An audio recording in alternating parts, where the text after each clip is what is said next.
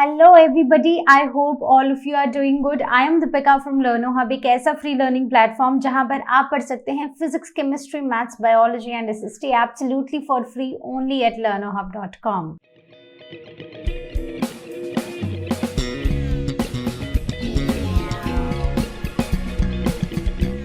तो आज हम शुरू करने जा रहे हैं ICSE क्लास 8 सिविक्स का नेक्स्ट चैप्टर और चैप्टर है स्पेशलाइज्ड एजेंसीज ऑफ UN. तो चलिए बिना टाइम वेस्ट करते हुए स्टार्ट करते हैं.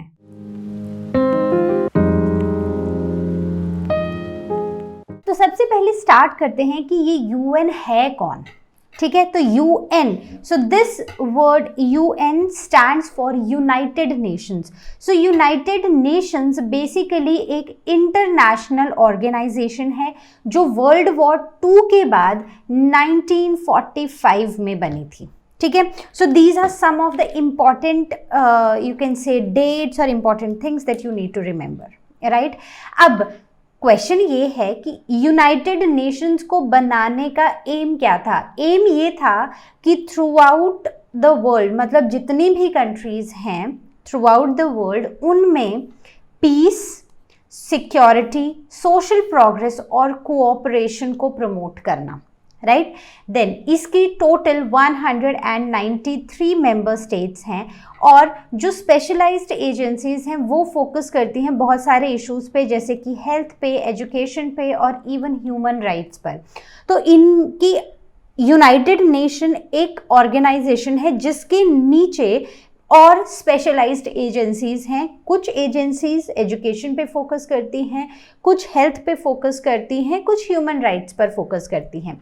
अब इसका मिशन जो है, जो यूनाइटेड नेशंस का मिशन है, it works towards fostering international cooperation to solve global problems. ठीक है, तो इंटरनेशनल कोऑपरेशन बनाए रखना ताकि जो वर्ल्ड प्रॉब्लम्स हैं वो सॉल्व होती रहें. ठीक है, तो this is the main mission of UN.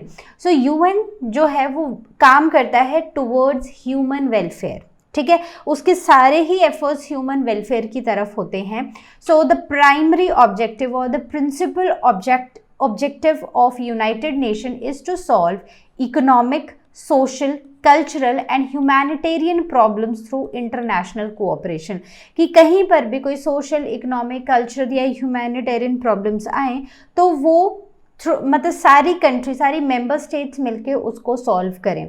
So this is the primary objective. और इसके जो, जैसे हम बात कर रहे थे कि इनकी ही कुछ स्पेशलाइज्ड एजेंसीज हैं. सो यूनाइटेड नेशन की कुछ स्पेशलाइज्ड एजेंसीज हैं जैसे UNESCO, UNICEF, WHO, ILO, FAO, right. और यूनाइटेड नेशन एम करता है कि हर एक इंसान को उसका हक मिले. ठीक है, जो भी असेंशियल सर्विसेज हैं या राइट्स हैं वो हर इंसान को मिलनी चाहिए. Okay, so this is the primary objective and this is something that is very important on your part. क्योंकि यहाँ से what is the primary objective of United Nation, ये क्वेश्चन आपसे पूछा जा सकता है. तो वर्ड्स आप आगे पीछे कर सकते हो. It is very important that you must mention social, economic, cultural and humanitarian problems through international cooperation. ठीक है, तो मतलब जितना भी यहाँ पर लिखा हुआ है, this is the minimum that you need to put in your answer. ठीक है, जब भी क्वेश्चन पूछा जाएगा तो आंसर में ये सारी की सारी टर्म्स आपकी होनी ही चाहिए. ओके, चलो तो शुरू करते हैं फर्स्ट एजेंसी के साथ, which is UNESCO. So UNESCO stands for United Nation education, scientific and cultural organisation. Right, so it is United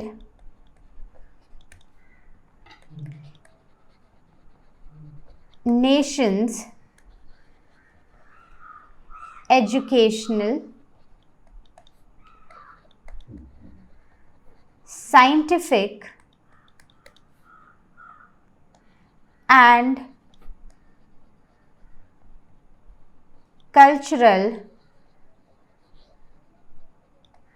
Organization.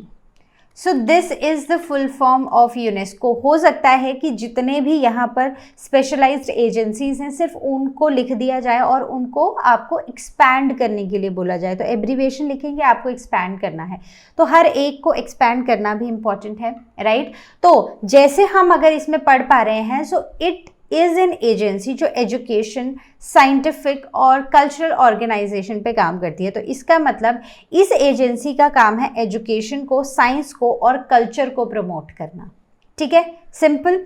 अब it was founded in 1945, the same year जब यूएन बना था तभी यूनेस्को भी बना था और इसके हेडक्वार्टर्स हैं पेरिस में।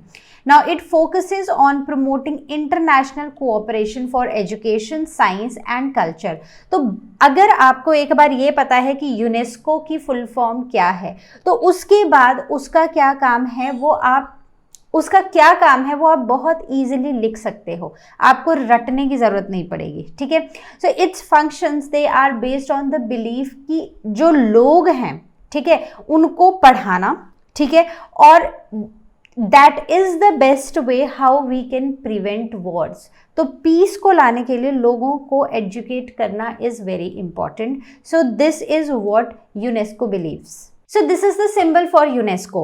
Now coming on to the key objectives of UNESCO. तो जैसे हम बात कर रहे थे कि यूनाइटेड नेशन ऑर्गेनाइजेशन एक ऐसी ऑर्गेनाइजेशन यूनेस्को जहां पर एजुकेशन, साइंस और कल्चर को प्रमोट किया जाता है, राइट। तो इसके जो की ऑब्जेक्टिव्स हैं वो भी यही हैं। It encourages the spread of universal education.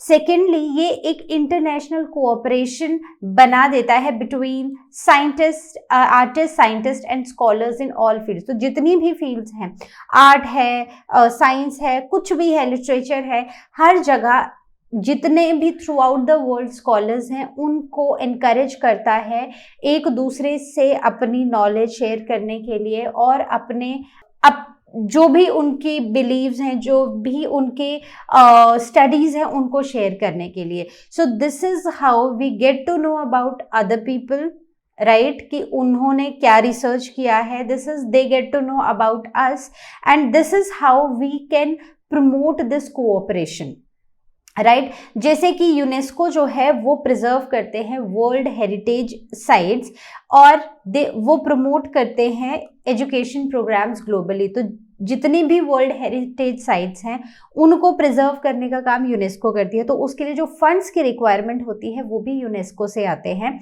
And it also promotes education programmes globally. तो ग्लोबली जितने भी एजुकेशनल प्रोग्राम्स होते हैं वो भी यूनेस्को ही चलाता है, ठीक है। तो it basically emphasises on human rights. Alright, okay, so now coming up next is a question for you. So the question is, the best way of preventing war is to educate people's mind in pursuit of peace.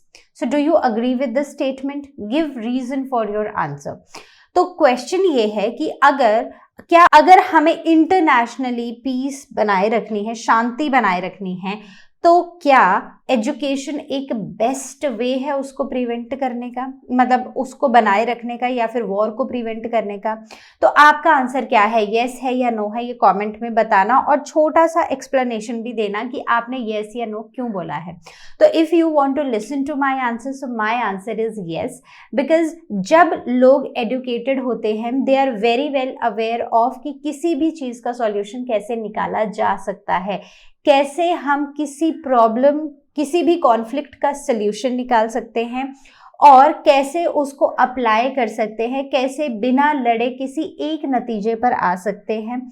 और साथ ही साथ we are very well aware of the side effects या फिर after effects of war, right.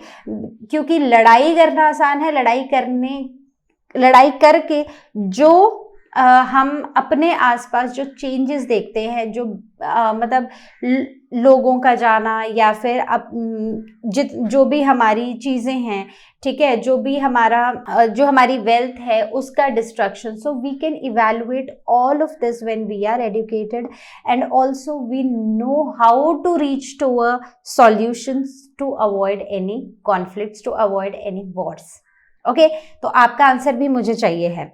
Okay so next is, अच्छा एक और भी तरीका है, आप आस्क क्वेश्चन सेक्शन पर भी अपना आंसर हमें दे सकते हो। Okay so now the United Nations children's fund, that is UNICEF, so it is United Nation children's fund. Alright, पहले इसका नाम जो था, आप बोलोगे इसमें ये आई और ई कहाँ से आ गया, तो पहले, इससे पहले इसका नाम था United Nations international children's emergency fund. ठीक है, तो ये एस्टैब्लिश हुई थी यूएन और यूनेस्को से एक साल बाद, विच इज 1946, और 1953 में इसमें से इमरजेंसी, इंटरनेशनल और इमरजेंसी वर्ड को हटा दिया गया था। कब हटाया गया था? 1953 में। इसके भी हेडक्वार्टर्स पेरिस में है, and the aim of this organization, a specialized agency, is to provide emergency aid to children and their mothers in the countries devastated by the Second World War. तो जब Second World War हुआ, so throughout the world काफ़ी सारी problems थी। ठीक है, उसमें से एक प्रॉब्लम थी बच्चों और उनकी मदर्स को भी देखना, प्रेग्नेंट लेडीज या लैक्टेटिंग मदर्स को भी, तो उनको इमरजेंसी एड्स प्रोवाइड करना बच्चों को और उनकी मदर्स को जो सेकेंड वर्ल्ड वॉर में अफेक्ट हुए हैं। That was the aim to set up this agency, right. Okay so अगर अब हम इसके लॉन्ग टर्म गोल्स की बात करें, तो लॉन्ग टर्म गोल्स में भी वही आता है, बच्चों को देखना, उनकी क्वालिटी ऑफ लाइफ को देखना।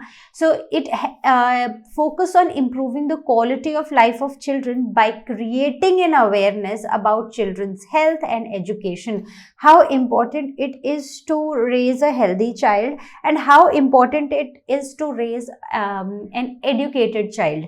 सो उन चीज़ों को फोकस करके उनको इम्प्रूव करना यूनिसेफ का एक लॉन्ग टर्म गोल रहा है। Okay next is focus on realisation for every child of the opportunity to enjoy the basic rights and privileges. तो एक बच्चे का के बेसिक राइट्स और उनको क्या प्रिविलेजेस होनी चाहिए, उसके ऊपर भी ये फोकस करता है। ठीक है, खाना मिलना चाहिए, ठीक है, मतलब जो उसकी बॉडी की जो रिक्वायरमेंट है उतना खाना मिलना चाहिए, अच्छा खाना मिलना चाहिए, बेसिक मेडिसिन मिलनी चाहिए, एजुकेशन मिलनी चाहिए। Alright, so this is the role of UNICEF. अब हम बात करते हैं यूनिसेफ की एक्टिविटीज के बारे में। तो यूनिसेफ जो है, it tries to solve the problems of exploitation of children and child labour. तो जो चाइल्ड लेबर के केसेस हैं या फिर बच्चों के अगेंस्ट कोई एक्सप्लॉयटेशन है, बच्चों की एक्सप्लॉयटेशन है, तो उससे रिलेटेड जितनी भी प्रॉब्लम्स है, मतलब बच्चों से रिलेटेड जितनी भी प्रॉब्लम्स हैं उनको सॉल्व करने का काम करता है। Then it provides assistance to nations for running child care centres. तो चाइल्ड केयर सेंटर्स को रन करने के लिए यूनिसेफ क्या करता है, यूनिसेफ कुछ असिस्टेंस प्रोवाइड करता है, right. Then it continues to work for the welfare of children in field of education, health and sanitation, nutrition, water, environment, women's welfare, social justice etcetera. तो बहुत सारे काम है, बहुत सारी एक्टिविटीज ऐसी हैं जिनके लिए यूनिसेफ काम करता है, जो बच्चों के वेलफेयर से रिलेटेड हैं, जैसे उनकी पढ़ाई की बात, उनके हेल्थ के लिए, उन जहाँ पर वो रहते हैं वहाँ आसपास की सराउंडिंग्स की सफाई के लिए, then nutrition, water, environment, even mothers का वेलफेयर और सोशल जस्टिस के लिए यूनिसेफ बहुत सारे काम करता है, right. So last is it provides assistance to young mothers and also provide medicine to newborn babies and their mothers. So if mother is healthy, child will be healthy, right. तो बच्चों को, young mother's को और young new born babies को और उनकी mothers को medicine provide करना या उनको किसी भी तरह का असिस्टेंस प्रोवाइड करना भी यूनिसेफ करता है।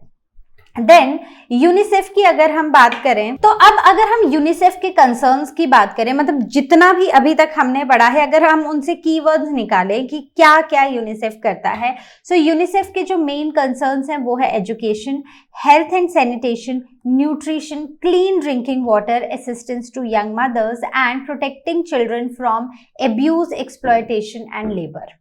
राइट। सो ये वही पूरा जिस्ट है जो अभी हमने पढ़ा है। तो यूनिसेफ इन्हीं सब चीज़ों के लिए काम करता है, बच्चों की एजुकेशन, बच्चों का हेल्थ एंड सैनिटेशन, उनका न्यूट्रिशन, उनको साफ पानी मिले, उनको साफ इन्वायरमेंट मिले, उनकी मदर्स हेल्दी हों ताकि बच्चे हेल्दी रहें, बच्चों के अगेंस्ट किसी भी तरह का एब्यूज, एक्सप्लॉयटेशन या फिर चाइल्ड लेबर के केसेस हों, उन सब को वो एड्रेस करता है।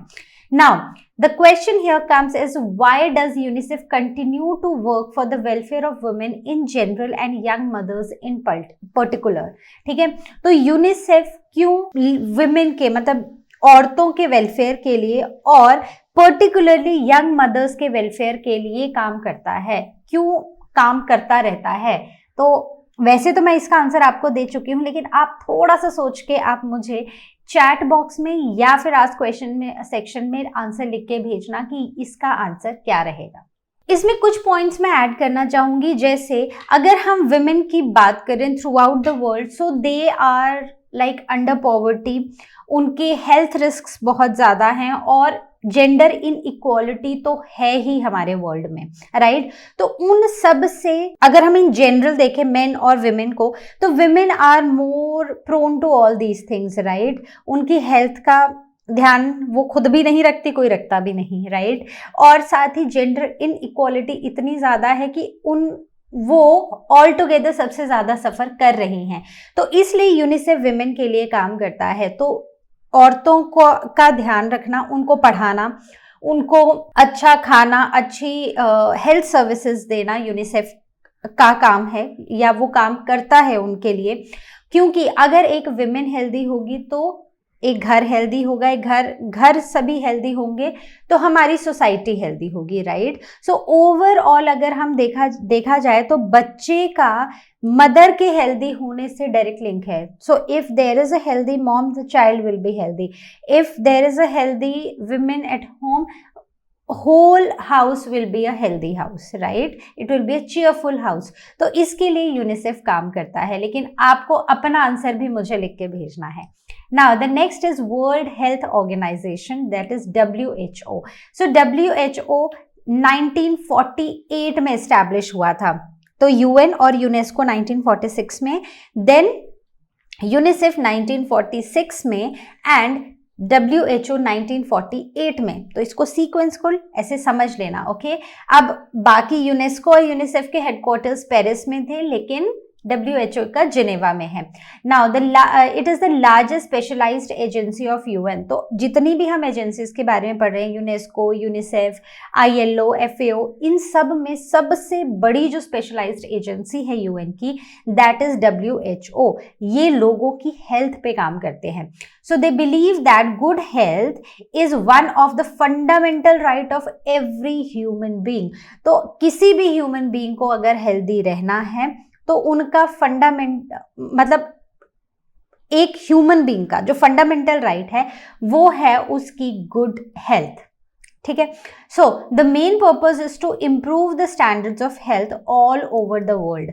और एक वर्ल्ड हेल्थ डे अगर आपको याद हो तो आपने कैंपेन्स भी देखे होंगे, आपने अगर आप सोशल मीडिया यूज़ करते हो या फिर आप इन जनरल आपको स्कूल में भी बताया गया होगा। सो throughout the world there is a day when we celebrate this World Health Day. So World Health Day is celebrated on 7th of April, मतलब अप्रैल फूल से 6 दिन बाद, ऐसे याद रख लेना, ठीक है। So every year 7th April is celebrated as the World Health Day.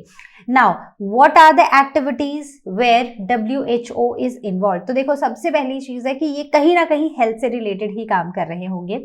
So they carry worldwide campaigns, ठीक है, not within a particular region or a country but worldwide campaigns to combat diseases like AIDS, cholera, malaria, plague and polio. तो world wide campaigns ये चलाते हैं इन diseases को defeat करने के लिए, right. Then it encourages medical research and provides information on diseases, organises health services and spread health awareness. तो ये एनकरेज करते हैं मेडिकल रिसर्च को, मतलब कोई भी हेल्थ से रिलेटेड किसी भी तरह का रिसर्च जो है वो WHO कराता है, ठीक है। उससे रिलेटेड डिजीजेस से रिलेटेड इंफॉर्मेशन को स्प्रेड करना, ठीक है, जो भी इंफॉर्मेशन है उसको स्प्रेड करना, हेल्थ सर्विसेज को ऑर्गेनाइज करना और हेल्थ से रिलेटेड अवेयरनेस को प्रमोट करना WHO का काम है। तो आपने ये वाला सिंबल देखा होगा, this is the symbol of WHO, so this is world health organisation. And what has world health organisation achieved till now? So world health organisation has eradicated smallpox from the world, throughout the world। smallpox जो एक बीमारी है, Louis Pasteur याद है ना, science में पढ़ते हैं हम, तो ये जो एक डिजीज है ये through out the world eradicate हुई है with the efforts of WHO। Okay, तो ये जो सिंबल है WHO का, इसको बिल्कुल दिमाग में बिठा लेना, हो सकता है कि एग्जाम में क्वेश्चन ही कुछ ऐसा आ जाए। Okay, now projects which are supported by WHO, so in education concerning health problems, ठीक है, जितनी भी हेल्थ प्रॉब्लम्स हैं उनसे कंसर्न एजुकेशन देना, ठीक है, लोगों को। Then proper food supply and nutrition, तो एक बहुत ही स्ट्रेट अवे बात है कि अगर आप हेल्दी खाओगे तो आप हेल्दी रहोगे, राइट? अगर आपका न्यूट्रिशन प्रॉपर होगा तो आप बीमार भी नहीं होंगे। तो इसलिए WHO जो है वो प्रॉपर फूड और न्यूट्रिशन सप्लाई करने की कोशिश करता है कि हर एक इंसान को, मतलब ऐसे प्रोजेक्ट्स चलाता है कि हर एक इंसान को प्रॉपर फूड, साफ खाना और न्यूट्रिशियस खाना मिले, खाना साफ भी हो और उसमें न्यूट्रिशन भी हो। Then safe water and sanitation, so we know that, हमने साइंस में पढ़ा है कितनी सारी वाटर बॉर्न डिजीजेस हैं, राइट? तो अगर हमें खुद को डिजीजेस से प्रिवेंट करना है तो साफ खाना और साफ पानी बहुत इंपॉर्टेंट है। Then maternal and child health, अगर एक चाइल्ड को हेल्दी रहना है तो उसकी मम्मी को भी हेल्दी रहना है, तो अगर एक फैमिली को हेल्दी रहना है तो सबको, तो एक मदर को हेल्दी रहना है, राइट? या एक वुमेन को हेल्दी रहना है। Then immunisation against infectious diseases, तो आपने देखा होगा कि जब एक बेबी बॉर्न होता है या सुना होगा तो एक पूरा हेल्थ कार्ड मिलता है जिसमें टाइम टू टाइम कौन सी वैक्सीनेशन देनी है वो उसमें लिखा हुआ होता है, जैसे DPT, पोलियो, BCG पैदा होते ही दिया जाता है, पोलियो की डोज भी दी जाती है। So this is to prevent, this is to immunize people against these diseases, right? Against these infectious diseases. Now prevention and control of local diseases, तो अगर कहीं पर एक लोकेलिटी में या एक रीजन में कोई बीमारी बहुत फैली हुई है, बाकी नहीं है बट एक रीजन में है, तो उसके बारे में भी लोगों को अवेयर करना और उसको भी कैसे प्रिवेंट करना है और कंट्रोल करना है, ये इससे रिलेटेड भी प्रोजेक्ट्स WHO चलाता है। Then proper treatment of common diseases and injuries, तो जितने भी कॉमन डिजीजेस या इंजरीज हैं उनसे related projects. Then provision of essential drugs, जो असेंशियल ड्रग्स या फिर मेडिसिन होती हैं उन वो भी लोगों तक पहुंचनी चाहिए, ये भी projects, these projects are also supported by WHO, right? So these are the different problems which are supported by WHO, right? तो ये सारे कितने हैं, ये दीज आर 8। तो इन पॉइंट्स को, 8 के 8 पॉइंट्स को आप अच्छे से लिखेंगे और इनको समझेंगे, and these are the projects which are supported by WHO, right? तो भूलना नहीं है। Now the next is international labour organisation, that is ILO। आपकी बुक में तो वैसे ये लिखा है कि ये आपके सिलेबस में नहीं है, मतलब एग्जाम में नहीं पूछा जाएगा, बट जब इतना पढ़ा है तो थोड़ा सा इन दोनों FAO और ILO के बारे में भी सिर्फ समझ लेते हैं, ठीक है? So it was setup on 1919 at the end of the first world war, ठीक है? तो बाकी जो अभी तक हमने एजेंसीज पढ़ी ये सब सेकेंड वर्ल्ड वॉर के बाद आई है, इवन UN जो है वो भी सेकेंड वर्ल्ड वॉर के बाद ही एस्टैब्लिश हुआ है। यूनेस्को और यूनिसेफ यूनेस्को, UN और यूनेस्को 1945 में एस्टैब्लिश हुए थे, यूनिसेफ 1946 में और WHO 1948 में, लेकिन ILO इंटरनेशनल लेबर ऑर्गेनाइजेशन 1919 में सेट हुआ था after the first world war, और इसके हेडक्वार्टर्स हैं जिनेवा, दैट इज स्विट्जरलैंड में, right? So it promotes peace and prosperity in the world by ensuring social and economic justice to the workers all over the world. तो जो workers हैं उनके उनको भी सोशल और इकोनॉमिक जस्टिस मिलना चाहिए, उसके लिए ये काम करता है। Then it sets guidelines for improving the living and working conditions of workers everywhere. So throughout the world जहाँ पर भी जो भी वर्कर्स हैं उनको उनकी लिविंग को और उनके वर्किंग कंडीशंस को इम्प्रूव करने का काम ILO करता है। So this is the first specialized agency of United Nation। तो ये सबसे पहली specialized agency है United Nation की, although United Nation से ही पहले बनी है। Then FAO, that is Food and Agricultural Organization, so it was founded in 1945 और इसका headquarter है रोम। तो headquarters भी याद रखने हैं, ठीक है। जैसे यूनेस्को का कहाँ था, पेरिस में था, राइट। तो ऐसे सब के सारी एजेंसीज लिखो और वो कब कब बनी थी और उसके बाद उनके हेडक्वार्टर्स। तो एक टेबल बना लो अपनी बुक में, ठीक है, एक रफ टेबल बना लो और उसको बस पढ़ते रहो। देन ये it was also founded in 1945 और इसके हेडक्वार्टर भी रोम में है, इसके हेडक्वार्टर्स रोम में है। Then the member nations meet every alternate year to work out the policies and approve the budget and work schedule, right. तो ये जो भी मेंबर स्टेट्स हैं FAO के, वो ऑल्टरनेट ईयर पे मिलते हैं और वो पॉलिसीज पे और बजट को अप्रूव करने के लिए और वर्क शेड्यूल को अप्रूव करने का काम करते हैं। All right, so I hope this is clear. So what is the aim of FAO? So aim of FAO is to improve or raise the standard of living of people, to raise the level of nutrition, जो nutrition का level है उसको बढ़ाना है, eliminate hunger through its most important program that is food for all। तो जितने भी, because it is related to food, तो जितने भी लोग हैं सबको खाना मिलना चाहिए, कोई भूखा नहीं सोना चाहिए। तो तो ये हंगर को एलिमिनेट करता है through its one of the most important programme that is food for all and it helps in increasing the agriculture production and distribution of food and promote the rural development। तो खाना मिलना चाहिए सबको, उसके लिए important है कि agriculture, खाना कहाँ से आएगा, एग्रीकल्चर से, तो एग्रीकल्चर की डेवलपमेंट होती रहनी चाहिए। फूड जो है वो डिस्ट्रीब्यूट होना चाहिए थ्रू आउट द वर्ल्ड अच्छे से, और साथ ही साथ जो हमारे रूरल एरियाज हैं, विलेजेस हैं, ठीक है, या छोटे छोटे टाउन्स हैं, उनकी डेवलपमेंट पर भी फोकस करता है। So this is all about FAO। So now what are the activities which FAO takes care of? So it promotes the investment in agriculture की in एग्रीकल्चर में भी इन्वेस्टमेंट होनी चाहिए, better soil, water management and improves the yield of crop and livestock, ठीक है। तो agriculture is related to soil, agriculture is related to water, agriculture is related to crops and livestocks. So इन सब में improvement होती रहनी चाहिए। This is one of the activities.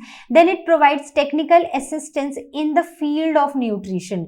तो जो न्यूट्रिशनल जो फील्ड है न्यूट्रिशन की, राइट, तो उसमें टेक्निकल असिस्टेंस प्रोवाइड करना, agricultural engineering and development of communication and preventing food losses, इन सब के लिए काम करना। Then special programs help countries to prepare for and provide relief in the event of emergency food situations.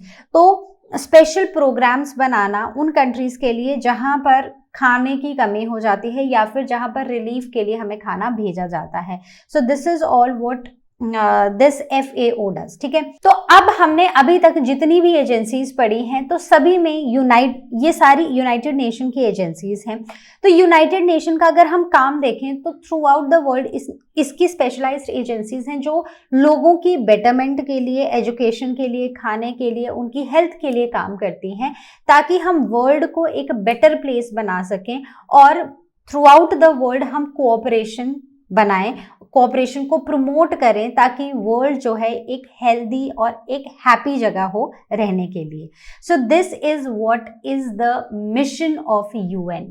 Okay, so I hope this is clear. I hope you understood what is United Nation, what are the specialized agencies, और हर agency कब बनी थी, कहाँ पर है, उसके headquarters कहाँ पर हैं और वो किस चीज़ के लिए काम करती है। तो if you want to skip you can skip ILO and FAO, बाकी तीनों आपको अच्छे से पढ़नी है। Okay, So this was all from our today's session. I hope you understood and enjoyed each and every discussion.